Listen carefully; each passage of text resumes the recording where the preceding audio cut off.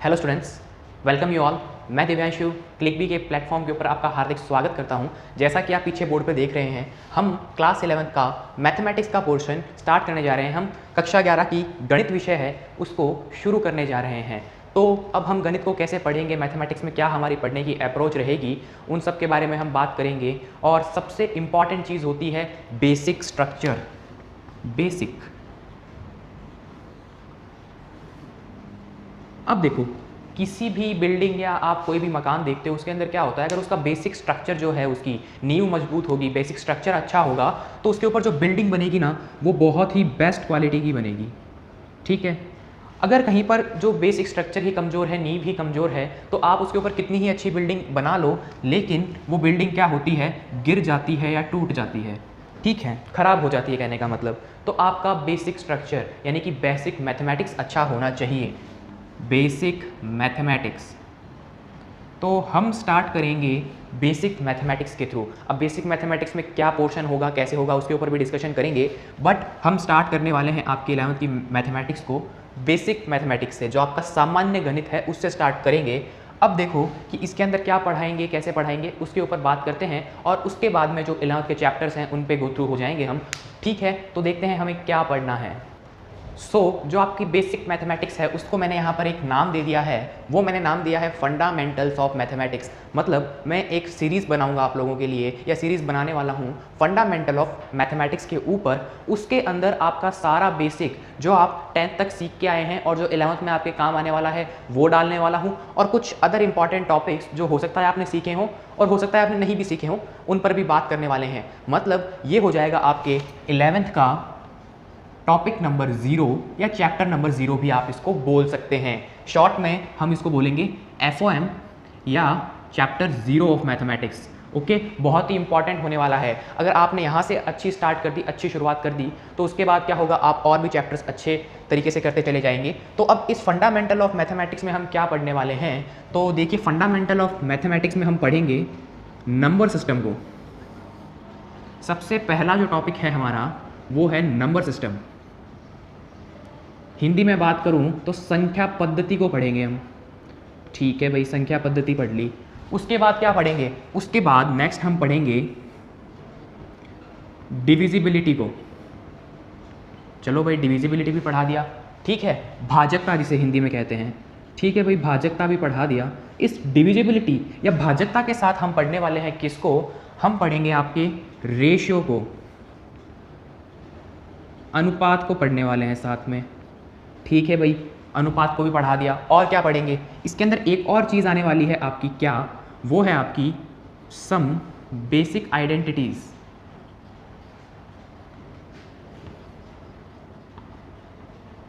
कुछ महत्वपूर्ण सर्वसमीकाएं या समीकाएं किस चैप्टर की, या तो वो हो सकती है ट्रिग्नोमेट्री से रिलेटेड, या वो हो सकती है आपकी अलजेब्रा, कहूँ तो पॉलिनोमियल से रिलेटेड। ठीक है, आपकी सर्वसमीका के बारे में थोड़ी जानकारी लेंगे, जिस तरीके से a+b का होल स्क्वायर क्या होता है, ठीक है, उसके बारे में, या a-b का होल स्क्वायर क्या होता है, त्रिकोणमितीय सर्वसमीकाएं या मैनिपुलेशंस क्या होते हैं, अलजेब्रा क्या होता है, यानी कि आपका बीजीय गणित या बीज गणित क्या होती है, उससे रिलेटेड चीज़, बहुपद क्या होते हैं, थोड़ा सा उनका नॉलेज, ये सब चीज़ें इसमें हम सीखने वाले हैं। और इसके अंदर हम सीखेंगे रिमाइंडर थ्योरम क्या होती है, आपकी रिमाइंडर थ्योरम, आपकी शेषफल प्रमेय क्या होती है। रिमाइंडर थ्योरम को हिंदी में बोलते हैं शेषफल प्रमेय। और हम बात करेंगे फैक्टर थ्योरम की, कि भाई फैक्टर थ्योरम क्या होती है, आपकी गुणनखंड प्रमेय क्या होती है। हो सकता है थोड़ा सा नीचे है इसलिए कट गया हो, लेकिन बेसिक मैथ्स जो हमारा चैप्टर है, या फंडामेंटल ऑफ मैथमेटिक्स चैप्टर 0 जो है, वो है हमारा नंबर सिस्टम, संख्या पद्धति। फिर है डिविजिबिलिटी, भाजकता, रेशियो, अनुपात। यहाँ पर आपको प्रपोर्शन भी पढ़ाया जाएगा। ठीक है, समानुपात जिसे कहते हैं हिंदी के अंदर। ओके, तो रेशियो एंड प्रपोर्शन, अनुपात और समानुपात की बात करेंगे। Some basic identities of trigonometry हो गया, अलजेब्रा हो गया, सर्वसमीका, त्रिकोणमिति से रिलेटेड, बीजगणित से रिलेटेड, आपकी बहुपद से रिलेटेड, पॉलिनोमियल से रिलेटेड, रिमाइंडर थ्योरम जो शेषफल प्रमेय होती है उसके बारे में, फैक्टर थ्योरम जो आपकी गुणनखंड प्रमेय होती है उसके बारे में। ये आपका चैप्टर रहने वाला है। और इस चैप्टर में हमें लगने वाले हैं 5 से 6 वीडियोस या 5 से 6 सेशन। तो इन सेशंस को आपको अच्छे से अटेंड करना है। उसके बाद आपका ये 11th का चैप्टर 0 FOM हम फिनिश कर देंगे और आप पाएंगे कि आपने सब कुछ बेसिक कर लिया है और आप अच्छी फील कर रहे हैं। और जब आप अच्छी फील के साथ मैथमेटिक्स को स्टार्ट करेंगे 11th की, तो आप कमाल करने वाले हैं। तो उम्मीद करता हूँ आपने अच्छे से समझ लिया होगा। एक कॉपी ले लीजिए, ठीक है, उसके साथ में नोट्स बनाते रहिए, क्योंकि आपको जब रिवाइज करना होगा ना तो ये नोट्स बहुत फ़ायदा देंगे, ठीक है। तो आपको नोट्स बनाना है, जैसा मैं बता रहा हूँ वो करना है। और बुक्स अभी कोई भी हाथ नहीं लगानी है आपको। जिस टाइम मैं बुक का बोलूँ उस टाइम आप बुक हाथ लगाएंगे। बुक भी मैं आपको बताऊंगा। और रामबाण बुक आपकी NCERT तो है ही, उसके बाद कौन सी बुक बताता हूँ, खैर वो आगे की बात है। तो इसको आप अच्छे से नोट कीजिए और हम स्टार्ट करते हैं फंडामेंटल ऑफ मैथमेटिक्स का first topic, that is number system, संख्या पद्धति। यहाँ तक आपका इंट्रोडक्शन हो गया है खत्म। मेरा नाम दिव्यांशु है वंस अगेन, ओके। क्लिकबी पे हम प्लेटफॉर्म पे स्टार्ट कर रहे हैं इस चीज़ को। बच्चा हम यहाँ स्टार्ट करने वाले हैं नंबर सिस्टम को, संख्या पद्धति को। ये टॉपिक हमारा सबसे पुराना मित्र है, बहुत ही अच्छा दोस्त होता है ये बच्चों का, क्योंकि ये चैप्टर आप क्लास नंबर 5th से लेके 10th तक पढ़ते आए हैं। बुक्स में आपके पहले 2 और 3 चैप्टर्स में से एक चैप्टर नंबर सिस्टम का ज़रूर होता है, चाहे आप 5th से लेके 10th तक की कोई भी बोर्ड की कोई भी बुक उठा लें, ओके, मैथ्स की, चाहे वो हिंदी हो चाहे इंग्लिश हो, ओके। चलिए, तो नंबर सिस्टम, संख्या पद्धति। यार हम संख्याओं के साथ बचपन से खेलते हुए आए हैं। संख्याएं होती कितनी हैं यार? संख्याएं होती हैं 0, 1, 2, 3, 4, 5, 6, 7, 8, 9। बस ये 10 संख्याएं होती है, ये 10 नंबर्स होते हैं। इन्हीं 10 नंबर्स से सारे नंबर्स जनरेट होते हैं। आप कोई भी नंबर लिखो दुनिया का, वो इन 10 नंबर से, इन 10 संख्याओं से ही जनरेट होगा। सपोज मैं लिखता हूँ 150, तो देख लो 150 से जनरेट हो रहा है, मतलब इन 10 से जनरेट हो रहा है। सपोज मैं लिख दूँ माइनस का 75, तो देखो 7 और 5, आगे माइनस लगा है, लेकिन जनरेट क्या हो रहा है? इन 10 नंबर से ही जनरेट होगा।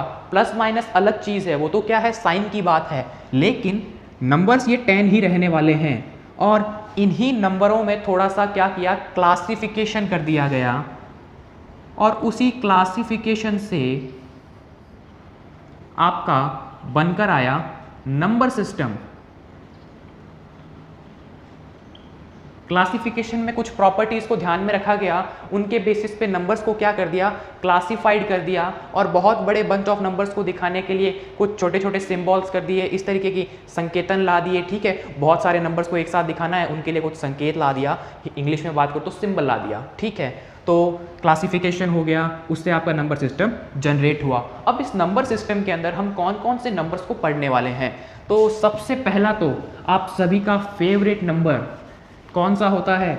The very first number of your book, natural number, प्राकृत संख्याएं। तो हम पढ़ेंगे नेचुरल नंबर्स को। अगर मैं हिंदी में बात करूं तो प्राकृत संख्याओं को। अब भाई प्राकृत संख्याएं या नेचुरल नंबर्स होते क्या हैं? तो बच्चा वो नंबर्स जो 1 से स्टार्ट होते हैं, बेसिकली आपकी काउंटिंग, जो गिनती सीखते हैं ना हम छोटी क्लासों में, वो 1 2 3 4 5 6 7 8 9 10, और ये चलता रहता है कहाँ तक? इनफाइनाइट तक। और इनफाइनाइट क्या होता है? इनफाइनाइट एक ऐसी वैल्यू होती है जो हम सोच नहीं सकते। अब नंबर्स का क्या है यार, एक नंबर में बोर्ड के इस कॉर्नर से स्टार्ट करूँ लिखना और इस कॉर्नर तक लिखता रहूँ तो भी मैं उसे और लिख सकता हूँ। मतलब नंबर्स कितना भी बड़ा हो सकता है, हम कल्पना नहीं कर सकते, हम इमेजिन नहीं कर सकते। उसे हम बोल देते हैं इनफाइनाइट, या कई जगह उसे एन भी लिखा हुआ होता है, ठीक है। तो बेसिकली आपको इतना ही ध्यान रखना है कि 1 से लेके इनफाइनाइट तक, अनंत तक जाती है, वो संख्याएं आपकी होती है प्राकृत संख्याएं। और इसका रिप्रेजेंटेटिव साइन क्या होता है, इसका सिंबल क्या होता है, इसका संकेतक क्या होता है? इसका संकेतक होता है बच्चों एन। इस तरीके से लिखते हैं, नेचुरल नंबर से एन है उसे ले लिया और उसे सिंबल बना दिया, किसका? नेचुरल नंबर्स का, प्राकृत संख्याओं का। तो अगली बार मुझे पूरा नेचुरल नंबर्स नहीं लिखना होगा, सिर्फ एन लिखना होगा, और वो रिप्रेजेंट कर देगा मेरा नेचुरल नंबर्स को, यानी कि प्राकृत संख्याओं को। यहां तक की बात आपको क्लियर हो गई होगी। इसके बाद मेरा दूसरा नंबर, वही होल नंबर भैया। चलिए होल नंबर की बात करते हैं। होल नंबर को हिंदी में बोलते हैं पूर्ण संख्याएं। अब ये पूर्ण संख्याएं क्या होती है, बस कुछ नहीं करना, इस बार काउंटिंग को कहाँ से स्टार्ट करना है, 0 से स्टार्ट कर देना है। 0 1 2 3 4 5 6 और इनफाइनाइट तक ही चलना है। ये आपका हो गया होल नंबर, और होल नंबर का रिप्रेजेंटेटिव या सिंबल या संकेतक वो क्या होता है, W, the first letter capital के अंदर लिख दो, वो उसका सिंबल हो गया। तो इसका सिंबल है W। अब देखिए कई बार यहाँ पर एक क्वेश्चन आ जाता है और छोटी क्लासों में आया भी होगा कि सभी प्राकृत संख्याएं पूर्ण संख्याएं हैं, परंतु इसका प्रतिलोम सत्य नहीं है। Every natural number is whole number but converse of it need not be true. ठीक है, और ऐसा भी पूछ सकता है कि यार all natural numbers are whole number but all whole numbers are not natural number. सभी प्राकृत संख्याएं पूर्ण संख्याएं हैं, परंतु सभी पूर्ण संख्याएं प्राकृत संख्याएं नहीं हैं। तो इसे कैसे समझेंगे, तो देखिए अगर मैं बात करूं यहाँ से तो 1 2 3 4 5 6 और ये इनफाइनाइट तक, ये मिलकर क्या बनाता है मेरा, ये नेचुरल नंबर्स ही तो हैं। देखो मैं इस 0 को भूल जाऊं, मैं इसे हाइड कर दूं तो ये क्या है मेरे पास में, ये नेचुरल नंबर्स है, प्राकृत संख्याएं हैं। तो मैं ऐसा लिख सकता हूं, और यहाँ पर 0 भी आ गया। तो 0, n यही है आपका W यानी कि होल नंबर। तो देखो होल नंबर में क्या आ रहा है, नेचुरल नंबर आ रहा है, इसका मतलब मैं बोल सकता हूं all natural numbers are whole numbers. देख लो है ना। लेकिन कन्वर्ज क्या हो जाएगा, कन्वर्ज ऐसा हो जाएगा, प्रतिलोम ये हो जाएगा कि सारे होल नंबर्स नेचुरल नंबर्स होने चाहिए, सारी पूर्ण संख्या प्राकृत संख्या होनी चाहिए। चलो n तो है, n तो इसमें भी है और n तो इसमें भी है, लेकिन हमारा 0 इसमें नहीं है, इसमें 0 नहीं आता भाई, लेकिन इसमें 0 आता है। इसलिए जो 0 है ना, ये पंगा कर देगा यहाँ पर, ये कह देगा मेरी इंपॉर्टेंस है भाई, बहुत इंपॉर्टेंस है। अगर किसी चीज़ के पीछे 0 लगता है, सपोज आपकी सैलरी के पीछे 0 लगता है तो बहुत मज़ा आता है, लेकिन आगे 0 लगता है तो कोई मज़ा नहीं आता है। ठीक है, तो यहाँ पर 0 अपनी इंपॉर्टेंस को शो करता है, और 0 कहता है कि ऐसे कैसे, मैं बैठा हूं ना, मैं ये नहीं होने दूंगा। तो 0 बोलता है कि all whole numbers are not natural numbers. लेकिन अगर मैं ऐसा कर दूं कि होल नंबर्स में से 0 माइनस कर दूं, अगर होल नंबर में से 0 हटा दूं तो क्या होगा, all whole numbers are natural numbers. क्योंकि ये 0 हट गया तो उसके बाद तो सारे के सारे नेचुरल नंबर्स ही हैं, n = W हो जाएगा। तो खैर ये चीज़ आप समझ गए होंगे, ये आप पढ़कर भी आए होंगे, लेकिन हम क्या कर रहे हैं, रिवीजन कर रहे हैं, एक तरीके से क्विक रिवीजन है। ओके, क्लियर है यहाँ तक। अब जो हमारे पास में तीसरी चीज़ है वो है इंटीजर। हिंदी में बात करूं तो पूर्णांक। अब देखो हिंदी वाले, ये क्या चीज़ है, इसका अगर मैं संधि विच्छेद करूं तो ये हो जाएगा पूर्ण प्लस अंक। हिंदी नहीं सिखा रहा मैं, सिर्फ इस संधि विच्छेद से इतना बताना चाह रहा हूँ कि जो भी कंप्लीट नंबर होगा वही आने वाला है, पूर्ण अंक, पूरा अंक। ठीक है, तो आगे की बात करें तो आपके इंटीजर्स होते हैं 0 +-1 +-2 +-3 डैश डैश डैश चलता रहेगा, प्लस माइनस इनफाइनाइट। ऐसा भी लिख सकते हैं, नहीं तो ऐसा भी लिख सकते हैं, -∞//-3 -2 -1 0 1 2 3 और infinite. Both are same thing. यहाँ पर दोनों को साथ में लिख दिया इस तरीके से, और यहाँ पर अलग अलग लिख दिया। प्लस माइनस का मतलब +1 भी है -1 भी है, +-2 का मतलब +2 भी है -2 भी है। सिमिलरली प्लस माइनस इनफाइनाइट का मतलब है प्लस इनफाइनाइट भी है माइनस इनफाइनाइट भी है। ये साथ में लिख दिया और ये अलग लिख दिया, both are same thing. Okay, both are same है। अब देखिए इस इंटीजर को शो करने का या इसका रिप्रेजेंटेटिव या इसका सिंबल क्या है। इसका सिंबल होता है I एंड Z। कई जगह पे आपको I भी मिलेगा, कई जगह पे आपको Z भी मिलेगा। आप I से ध्यान में रखिए, क्योंकि जो Z होता है वो कॉम्प्लेक्स नंबर यानी सम्मिश्र संख्याओं का भी सिंबल होता है, संकेतक होता है, इसलिए आप I से ध्यान रखिए। इसका फर्स्ट लेटर है I, तो I इसका रिप्रेजेंटेटिव सिंबल हो गया, संकेतक हो गया। इंटीजर यानी पूर्णांक को हम I से प्रदर्शित करते हैं। अगली बार जब मैं I लिखूं तो उसका मतलब हो गया ये 0 +-1 +-2 +-3 और प्लस इनफाइनाइट तक इसी तरीके से। अब देखिए इसके अंदर कुछ मैनिपुलेशंस करते हैं और कुछ नया सीखते हैं। बेसिकली ये बात तो हम 10 तक सीख कर आए हैं, लेकिन कुछ ना कुछ नया सीखना ज़रूरी है और बिल्कुल हर वीडियो के अंदर, हर सेशन के अंदर कुछ ना कुछ नया सीखने को मिलेगा अगर आप तसल्ली से और अच्छे से देख रहे हैं। तो अब देखो मैं बात करता हूँ पॉजिटिव इंटीजर्स की। चलिए भैया, पॉजिटिव इंटीजर्स। तो पॉजिटिव इंटीजर्स कौन से होंगे मेरे पास में? पॉजिटिव इंटीजर्स होंगे मेरे पास में 1, 2, 3, 4 और इनफाइनाइट तक। ये सारे के सारे पॉजिटिव इंटीजर्स होते हैं, आपके धनात्मक पूर्णांक होते हैं, धनात्मक पूर्णांक। ठीक है, वो क्या होते हैं? 1, 2, 3, 4 और इनफाइनाइट तक। तो ये चीज़ तो मैंने पहले भी पढ़ी थी। क्या है ये नेचुरल नंबर्स है, प्राकृत संख्याएं हैं, तो मैं इसे n लिख सकता हूँ। और पॉजिटिव इंटीजर को शो करते हैं i से, और पॉजिटिव इंटीजर्स को शो करेंगे i प्लस से। That means i plus equal to n। अगर आपको कहीं पर भी इंटीजर प्लस लिखा हुआ दिखे, i प्लस लिखा हुआ दिखे, दैट मीन्स वो नेचुरल नंबर है, आपके प्राकृत संख्याएं हैं। i आपका शो करता है पूर्णांक को, और जो प्लस है वो शो करता है धनात्मक को। प्लस शो करता है पॉजिटिव को, i शो करता है इंटीजर को, और n शो करता है नेचुरल नंबर को, प्राकृत संख्याओं को। तो ये तो बात होगी कि कौन किसको शो करता है। अब आपके मन में एक क्वेश्चन उठ रहा होगा कि भाई साहब ज़ीरो कहाँ गया? तो सभी बच्चों को अच्छे से पता है कि zero is neither positive nor negative. Hindi में बात करूं तो मैं लिख सकता हूं ज़ीरो न तो धनात्मक है ना ही ऋणात्मक है। मतलब आपका ज़ीरो जो है ना, वो ना तो पॉजिटिव है ना ही वो नेगेटिव है। ज़ीरो एक तरीके से आपका बैरियर है, एक तरीके से आपकी जो बाड़ाबंदी होती है ना, अपन देखते हैं कि यार अपना जो खेत होता है, अपनी जो लैंड होती है, उसके बाहर अपन क्या कर लेते हैं, राजस्थान से हैं तो गाँव के अंदर क्या होता है, उसके बाहर अपन फेंसिंग कर लेते हैं, बाड़ाबंदी कर लेते हैं। तो ज़ीरो एक इसी तरीके की बाड़ाबंदी है। देखो कैसे, यहाँ पर देखो ज़ीरो है तो नंबर लाइन में आपने देखा होगा ज़ीरो के राइट साइड में सारे के सारे पॉजिटिव नंबर्स होते हैं, पॉजिटिव नंबर्स, यानी कि धनात्मक संख्याएं होती है भैया। और ज़ीरो के इधर क्या होती है? ऋणात्मक संख्याएं।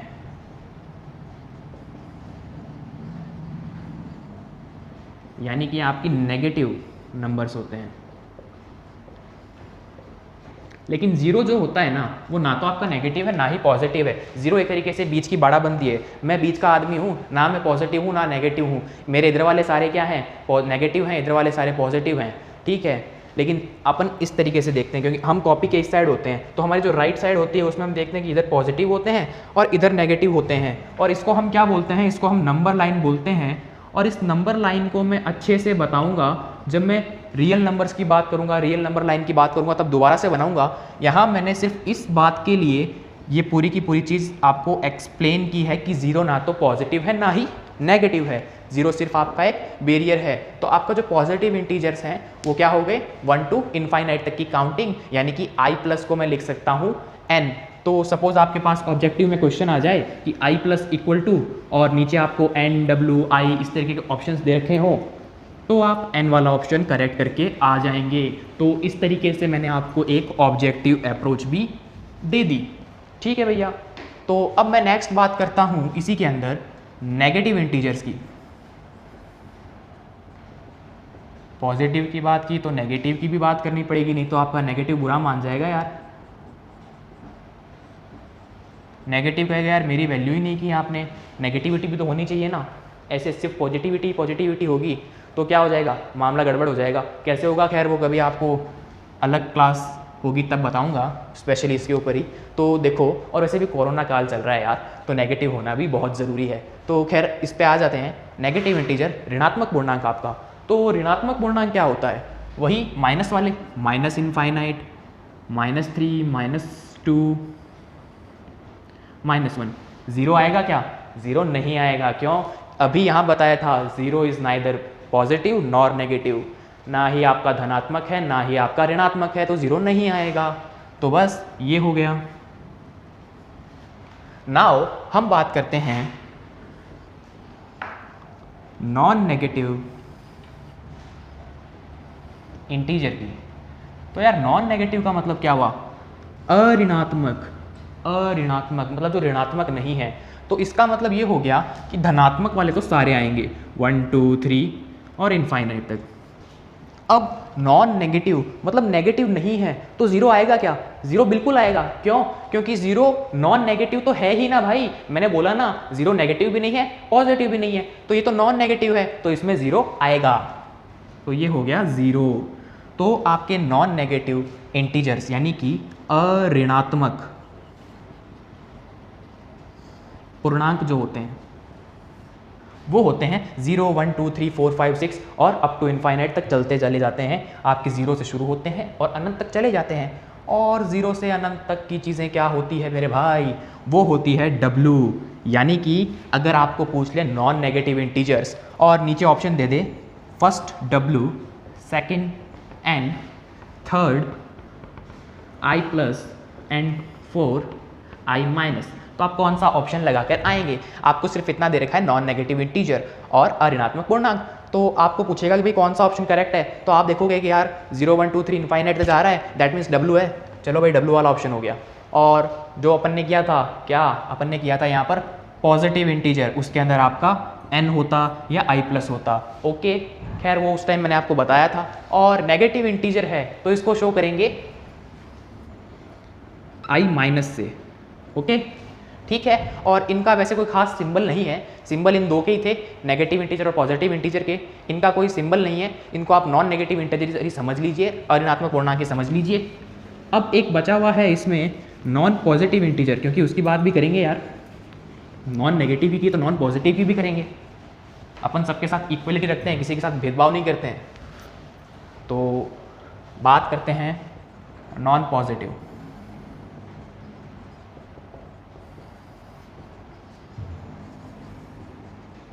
अधनात्मक पूर्णांक।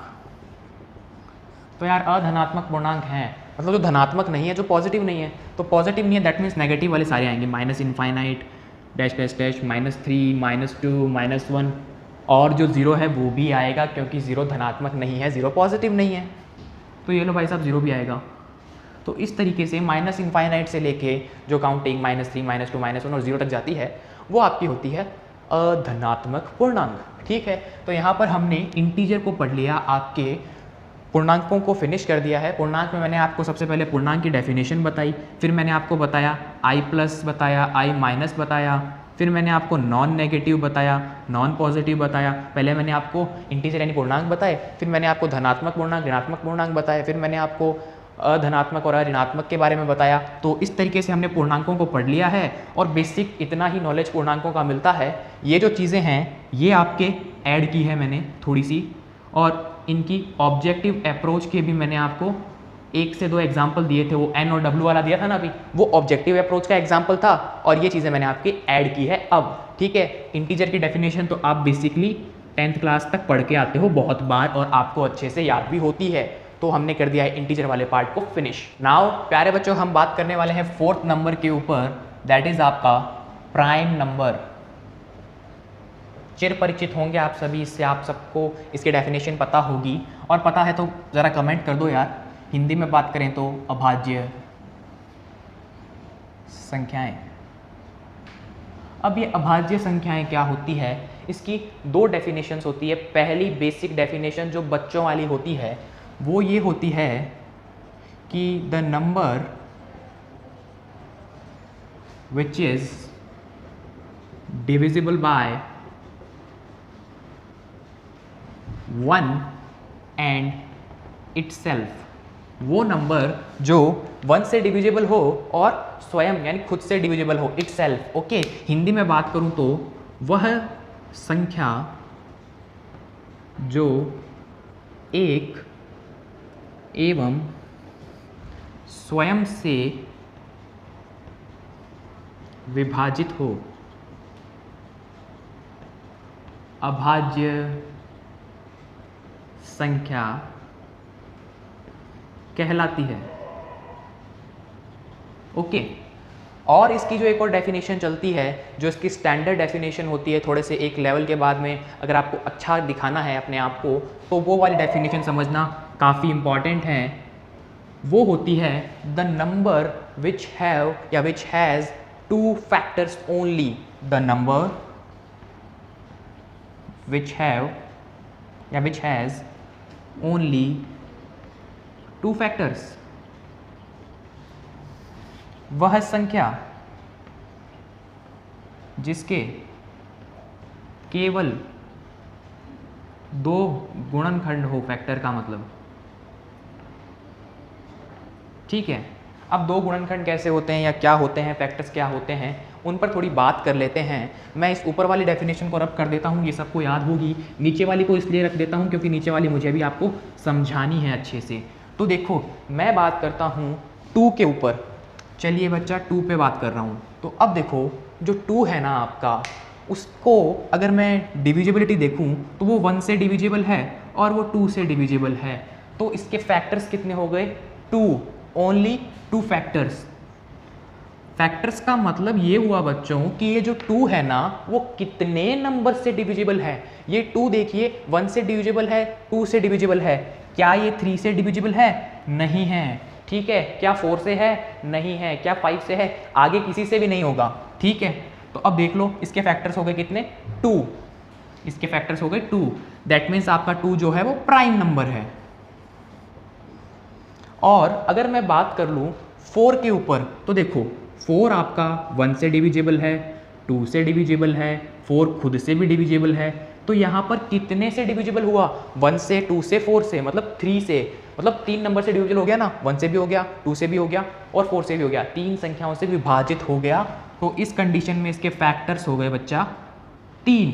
और जिसके फैक्टर्स मोर देन 2 हो जाए, 2 से अधिक हो जाए, वो आपकी क्या होती है?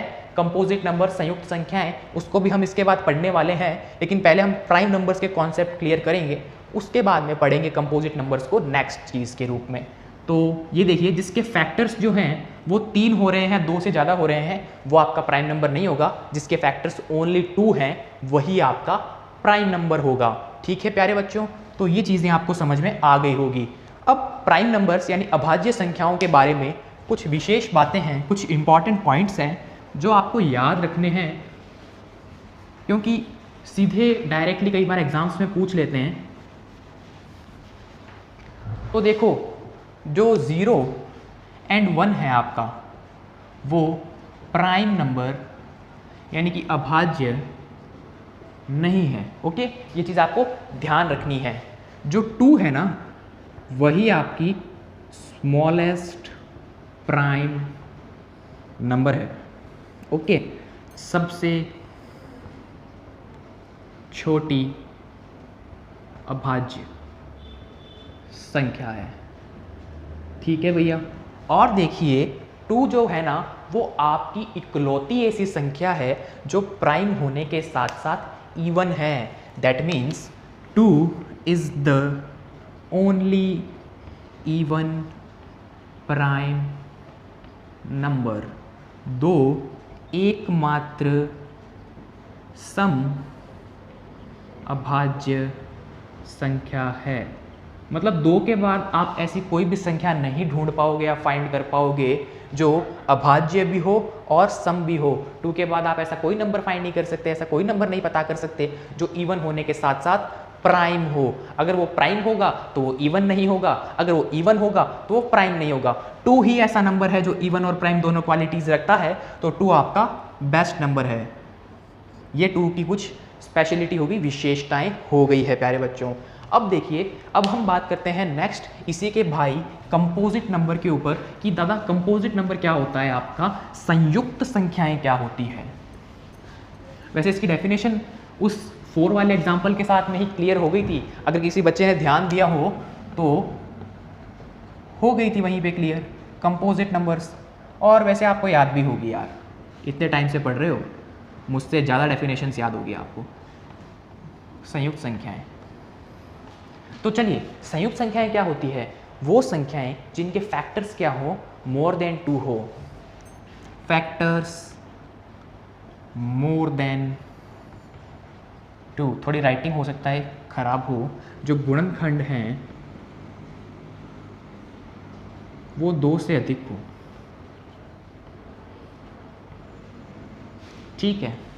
अब फैक्टर को गुणनखंडी बोलते हैं, थोड़ा सा अगर हिंदी में डिस्प्यूट हो तो यार प्लीज़ सॉरी, लेकिन मेरे हिसाब से गुणनखंडी होता है 90%। ओके, अब देखिए क्या चीज़ है सीखने की, और इंग्लिश मीडियम वाले बच्चे हिंदी थोड़ी थोड़ी पढ़ें यार प्लीज़, और जो हिंदी के हैं उनके लिए तो इंग्लिश रामबाण है, क्योंकि जो अच्छी बुक्स है वो आपको इंग्लिश में ही मिलने वाली है, और जब आप ग्रेजुएशन करोगे तो वो भी इंग्लिश में होगी मोस्ट प्रोबेबल चांसेस में। तो बच्चा आप इंग्लिश के साथ साथ में कॉपरेट करो, जैसे जैसे आप इंग्लिश के टर्म्स सीखोगे बोलोगे तो कुछ टाइम के अंदर आपकी इंग्लिश भी अच्छी हो जाएगी, और आप इंग्लिश में मैथ्स में कहीं नहीं अटकोगे, और मैथ्स में नहीं अटकोगे तो फिजिक्स में नहीं अटकोगे, और फिजिकल केमिस्ट्री में नहीं अटकोगे, तो आपके कुछ पोर्शंस अच्छे हो जाएंगे, फिर आप थोड़ी और पढ़ोगे तो कुछ पोर्शन और अच्छे हो जाएंगे। तो कुल मिलाकर आप जो साइंस की इंग्लिश है उसमें कहीं नहीं अटकोगे, अगर आप 4-5 महीने लगातार हिंदी और इंग्लिश की बाईलैंग्वेज क्लास को अच्छे से अटेंड कर रहे हो। तो खैर ये तो बात होगी बेसिक आपकी इंग्लिश इंप्रूवमेंट के ऊपर, ठीक है। अब देखो मैंने एग्जांपल लिया था 4, तो 4 किस किस से डिविजिबल होता है? 4 आपका 1 से होता है, 2 से होता है, और 4 खुद से भी होता है। इन 3 से ही डिविजिबल होता है, इन 3 से ही विभाजित होता है। 4 आपका, इसके अलावा कोई नंबर तो नहीं आएगा ना जिससे 4 विभाजित हो जाए, ठीक है ना। अब देखो ये कितने नंबर्स हो गए? ये 3 नंबर्स हो गए, दैट मीन्स इसके फैक्टर्स कितने हो गए? इसके फैक्टर्स हो गए 3, ठीक है। तो जैसे इसके फैक्टर्स 3 हुए, मतलब फैक्टर्स हो गए मोर देन 2, तो ये आपका हो गया कॉम्पोजिट नंबर। और ये एग्जांपल मैंने आपको वहाँ पर भी दिया था जब मैंने आपको अभी वो अभाज्य संख्या प्राइम नंबर पढ़ाया था। तो अब देखो इसके और एग्जांपल्स क्या हो सकते हैं। अगर मैं बात करूँ 9 के ऊपर, तो 9 की देखो क्या क्या हो सकती है। 1 से डिविजिबल होगा, ठीक है भैया, 1 से हो गया, 3 से होगा, हो गया, 9 खुद से होगा, हो गया। तो यहाँ पर भी फैक्टर्स कितने आ गए? 3 आ गए, तो ये भी आपका कंपोजिट नंबर हो गया। लेकिन मैं बात करूँ अगर 3 की, तो उसके अंदर देखो 3 सिर्फ 1 से डिविजिबल है और 3 खुद से डिविजिबल है, तो 3 आपका कंपोजिट नंबर नहीं होगा। अगर कंपोजिट नंबर नहीं होगा तो वो क्या होगा? प्राइम नंबर होगा। और अगर प्राइम नंबर नहीं होगा तो क्या होगा आपका? वो कंपोजिट नंबर होगा, पर नेचुरल नंबर सी। ओके, ऐसा नहीं आप माइनस वाले में चले जाओ। ओके, जो ये नंबर्स होते हैं ना, प्राइम नंबर हो या कंपोजिट नंबर हो, ये ओनली आपके नेचुरल नंबर्स पे होते हैं, ठीक है। वो नेचुरल नंबर्स जिनके फैक्टर्स 2 होते हैं, ओनली 2, वो तो होते हैं आपके प्राइम नंबर्स। वो प्राकृत संख्याएं जिनके 2 गुणनखंड या होते हैं, ठीक है, वो आपकी क्या होती है? अभाज्य संख्याएं। और वो प्राकृत संख्याएं जिनके फैक्टर्स 2 से अधिक होते हैं, अधिक कितने भी हो सकते हैं लेकिन 2 से ज़्यादा होते हैं, वो आपके होते हैं संयुक्त संख्याएं। वो नेचुरल नंबर्स जिनके फैक्टर्स मोर देन 2 होते हैं, वो कंपोजिट नंबर्स होते हैं। इनमें कन्फ्यूजन बड़ा होता है, इसलिए आप इनको अच्छे से नोट कीजिए। उम्मीद करता हूँ आपको समझ में आया होगा। और एक छोटा सा फ्लो चार्ट मैं आपको दे देता हूँ इन दोनों नंबर्स के ऊपर ही, ताकि आप क्या उसको अच्छे से दिमाग में बैठा लें, क्योंकि यहाँ पर क्या होता है गलती होने के चांसेस रहते हैं, क्योंकि ये चीज़ लेट समझ में आती है। तो अब देखो हम बात कर रहे थे नेचुरल नंबर्स, और नेचुरल नंबर यानी प्राकृत संख्याओं के अंदर ही आज हमने जो बात की है वो थी प्राइम नंबर्स की, अभाज्य की, अभाज्य संख्या, प्राइम नंबर्स। और यहाँ हमने अभी जस्ट पढ़ा कंपोजिट को। तो कंपोजिट को बोलते हैं संयुक्त संख्या। इंग्लिश की टर्म्स भी याद करना हिंदी मीडियम के बच्चों, संयुक्त संख्या। ओके, अब देखो फैक्टर्स ओनली 2, केवल मात्र 2, फैक्टर्स मोर देन 2, मतलब 2 से ज़्यादा होने चाहिए, कितने भी हो सकते हैं। प्योर हिंदी में 2 से अधिक, ठीक है। तो ये बेसिक चार्ट हो गया। इस चार्ट को आप याद रखें तो आपको बहुत अच्छे से ये दोनों नंबर्स क्लियर होंगे कि भैया ये होते तो नेचुरल नंबर्स के ही पार्ट है, मतलब प्राइम नंबर हैं, ये नेचुरल नंबर भी होगा। तो देख लो, हमने 2 एक प्राइम नंबर है, 3 एक प्राइम नंबर है, तो ये साथ साथ में नेचुरल नंबर भी तो हैं। और कंपोजिट नंबर में हमने अभी पढ़ा था, 4 पढ़ा था, 9 पढ़ा था, तो ये नेचुरल नंबर्स ही तो हैं। तो जो आपके प्राइम और कंपोजिट नंबर्स हैं नेचुरल नंबर्स होंगे, ठीक है। लेकिन ऐसा नहीं होगा कि नेचुरल नंबर है तो प्राइम हो जाएगा या कंपोजिट हो जाएगा, वो प्रॉपर्टीज़ के ऊपर डिपेंड करेगा। वही बात, क्या all natural numbers are prime numbers, ऐसा बोल सकता हूँ? नहीं बोल सकता, लेकिन ऐसा बोल सकता हूँ all prime numbers are natural numbers but converse of it not true. सभी अभाज्य संख्याएं आपकी प्राकृत संख्याएं जरूर होती है, लेकिन इसका प्रतिलोम सत्य नहीं है। और यही बात इसके लिए आ जाएगी कि all composite numbers are natural numbers but converse of it not true. Okay, सारी संयुक्त संख्याएं जो होती है वो प्राकृत संख्याएं होती है, परंतु इसका प्रतिलोम सत्य नहीं है। और अब एक छोटी सी बात और कर लेते हैं, जो आपका 4 होता है ना, 4, वो स्मॉलेस्ट कंपोजिट नंबर होता है। देखो बच्चों कैसे, नेचुरल नंबर कहाँ से स्टार्ट होते हैं आपके? 1 से स्टार्ट होते हैं, ठीक है। वो मैंने 0 लिख दिया था, वहाँ पर थोड़ी गलती कर दी थी क्योंकि मैं आपको ये चीज़ बताना भूल गया था। 1 कुछ भी नहीं होता है, वहाँ पर 0 काट देना। वो मैं लिखा था ना 0 और 1 प्राइम नहीं होते, तो 0 तो कुछ होता ही नहीं है, 0 एक स्पेशल नंबर है, ये मान लो। तो नेचुरल नंबर स्टार्ट होते हैं 1 से, तो 1 तो ना प्राइम है ना ही आपका कंपोजिट है, 1 कुछ भी नहीं होता है, ठीक है। आगे बढ़ते हैं 2 के ऊपर, तो 2 क्या होता है आपका? Prime number. 3 क्या होता है आपका? Prime number. लेकिन 4 आपका कंपोजिट नंबर होता है क्योंकि 4 के फैक्टर्स 3 होते हैं, अभी निकाले थे, ठीक है। 5 क्या होता है? अगेन आपका प्राइम नंबर। तो जो 4 है ना, वो आपका स्मॉलेस्ट प्राइम नंबर है। क्या मैंने ठीक बोला? नहीं बोला, स्मॉलेस्ट कंपोजिट नंबर है। तो अब आपसे पूछा जा सकता है ओनली इवन प्राइम नंबर कौन सा है, तो आप बोलोगे 2। स्मॉलेस्ट कंपोजिट नंबर कौन सा है, तो आप बोलोगे 4। आपका पूछे कि भाई केवल एकमात्र सम अभाज्य संख्या कौन सी है, तो आप बोलोगे भाई 2 है।